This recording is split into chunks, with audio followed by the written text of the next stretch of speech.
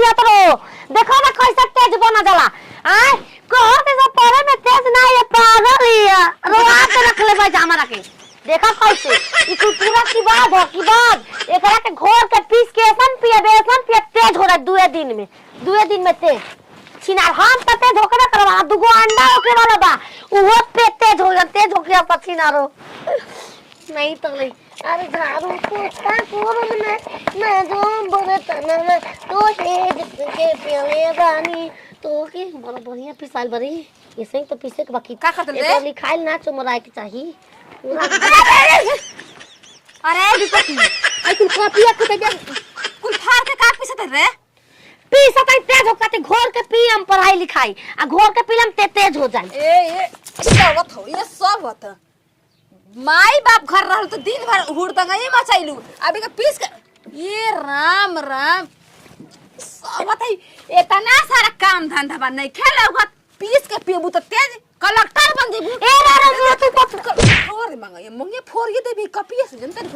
ये हां तो लोग तो मांगे उचात अबे रखिया लगा तोरा के कहना रे हम दे हां हम पढ़ले बानी स्कूल में मास्टर कल घोर के पीले बुझा ना किताब को चाट जाओ किताब को पढ़ लो किताब को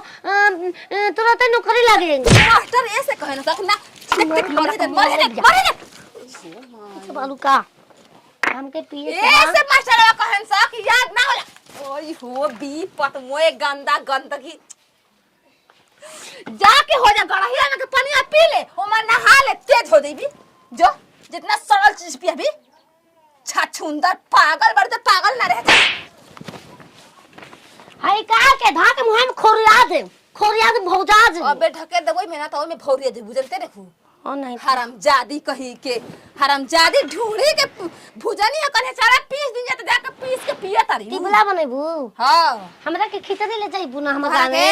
तार के जहर के पुड़िया भेजाई जहर के पुड़िया अपन बोले ना पे बमला के पियाई कुछ हो जी पी के रहा अरे पगली रानी दाह गले बिया भातारे करे कहू बुद्धि लेके सिखाओ आ माई बाप तो सिखैबे ना कैलास कि हां बेटी पढ़ लिख ला पागल पैदा करस त कहां से सिखाई इस सब जगह पियैया ये फुफा बड़ी हम परेशान बानी हो बियाह करा देला जा का तो सुमेश्वर के लड़की खूब बढ़िया बिया पढ़ल लिखल पूछ बिया हां ए जी आके बताओ कि रोज कॉपी किताब घर पूछतिया मामला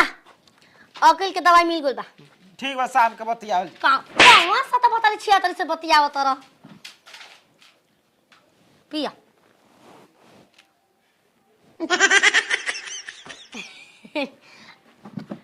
बामल जब हमें टीचिंग देत रही सबको के पढ़ावत रही हैं बोलो पाक पाक पाक कितना चलो इहो चली पिया ना चली हां बामल चली चलाए में पता चली कि हम ही चल बसल कैसे चल बस अच्छी ना रो आंत में ना पसी पीस के लिया बनी पीस के कौन कहले बा कि पीस के मैं कॉपी किताब पीजबू त बुद्धि हो जी रे हमके याद बा माई के पेट में रही माई गो रे पढ़े ओकन महतर कहले रहा कि देखा छी ना रो आज बार पढ़े पाला से बेसी तू चटला पर ध्यान द उ चटावत रह तू अपन माइयो के सास बाड़ू समझ गेलू ना असल में मास्टर कर रहे कि बात को चाट दो कि बात इतने चाटो इतने घोर के पी जाओ कि तुम्हारा बुद्धि खुल जाए देखा मास्टर के समझावे के तरीका उना रहे हाँ। वही कहना ना कितना चाटो हां मने पढ़ के आंख से इतना देखो हाँ। कि मैं ओकर अछरे का एगो आंख में घुस ए रारो बलब के खोज जब कहते थामा से दी शाम तो जगह भिरिया हमहु बैठल रही वो थाकल ना हमहु ऑफिस के पिल खोज करबे लेडी बलब के ओहो आज जा रहता ना त पगला के मर जैता हां जैसे मिर्गी आवेला आदमी के खड़े आ जाला मिर्गिया चटपट मर जाला वैसे ही मर जैता उ बामल पिया पी ले हो जाए पिया पी ले ले तोरो के पिया उतर ले का मैं पिया ना बामल दा अही हो नाती कहियो मुत के दी त उहो पिघल तू मेहर के चक्कर में के कहले बरे देख तोरा अकील के बुद्धि हम जानते तुरंत दिमागवा खुल जाई हां हरामजादी कही के चल के रांची आ करंट ठेकवाई दिमागवा में ना जब झन करिया से 4 बेर होश में आ जी दिमाग घरो एक दिन ठेका के देख ना ठेका के देख घरो घर ही ए घती तार माई के दामाद खोज देम दिन दहाड़े जवान लोटा मारम के 32 दांत अंदर घुस जाई हम दाते ना प्लास्टिक लगइल छछुंदर पागल बौरा कह के कहनी के बियाह हमर करे रानी से कुछ दिमाग नहीं काहे ना करबे बियाह हमस कर काहे को आली करब रे आय गाने आवनी गाना बिना बियाहे के सुहाग रात उहे ठीक बा चलो मना ले हम जा चलो हमके सुहाग रात नाती में मना ले सुहाग रात ना बिया इहा त कना सुहाग रात ने खेले के मन ले खे मन सुहाग रात विपत्ति डाल खोले भी एकदम बाप रे बाप मौसियों के दे दी बधाई के मौसी हमर नौकरी लागिल मौसी मौसी नौकरी लागे वाला हमारो अब कुछ हो मौसी कौन मौसी ललझरिया मौसी हमारे नाम हो तू तो रवि भौजी हो ना हां ए भौजी गो लागत अरे पहचान गई नहीं हम पहचान गइल हां समझ जाना भौजी कि हमरा कलर के नौकरी लाग गई हां हां कैसे बुद्धि कैसे खुलल बुद्धि कैसे खुला पढ़ने लिखनी मार खइनी बुद्धि खुल गई मार नौकरी खुला। लाग गई कोई सर के पटना पड़तो हम लोग के मारो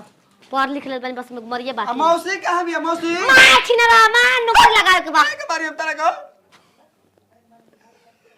मौसी बबुआ हे मौसी गोल लागत खुश रह बाबू खुश रह आई घर में कटैया पीली काहे रखले बाली नागिन हां पागल ही एकर मुंह मत लगी नागिन पढ़ लिख के कलेक्टर बन गेल लाल अब का अरे नाम रोशन हो गई ओ गूंगा बोलियो मतलब पहले बोलत ना रहल गूंगा रबिया अब बोले लागल का तो अरे बियाहवा होते न तिया बोल लगन तो पागल से बियाह कर ले रहती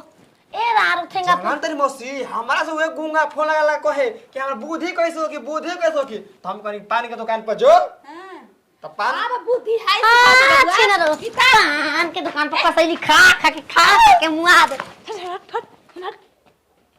पीस के कॉपी किताब अब पियावत है बता के बहू पगले पियती है बता बताओ रे हम एक तरह के एक सेट कपड़ा लेके ओकरा के एक सेट कपड़ा लेके बेकार कहीं ले एक को के लेल बनी हमके चाहिए आओ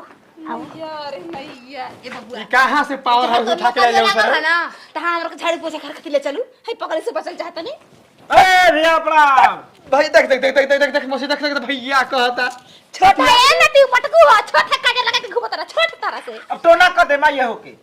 टोना कर दे नहीं ठेगू में करवाला ढुड़कियों में अरे अब ना लगा दी रजा आवना लगा दी ढोरिया में कजरवा हो नहीं लागी नजरवा हो अब कदी कजरवा हो नहीं लागी नजर करे मौसी नजर न लगे भोसा थूक देले रारी हक दे मुंह पर चल बोल चल बने गोल गोल हां खोल खोल के बोला जवाब मुराबा औराला हट औराला मुराबा खाई नौकरी होगनी तो स्पंज खाई जना के दबाला पर छू जाला रस हां ठीक गगावा के लेड़िया नियन पसंद ए मौसी सुनु मौसा ये खात रहुआ यही से हम खाई अब नरम चीज खाता ना उनका दांत काम नहीं खे करत का वाला मौसा ट्रक पे मैं ढील हो गेल बा दांत मौसा ट्रक पे ना हिलाता दांत दे मौसी मौसा तो लागला कि बहिन भी रहेला कौन हाल लिखल है पत्ता मत दे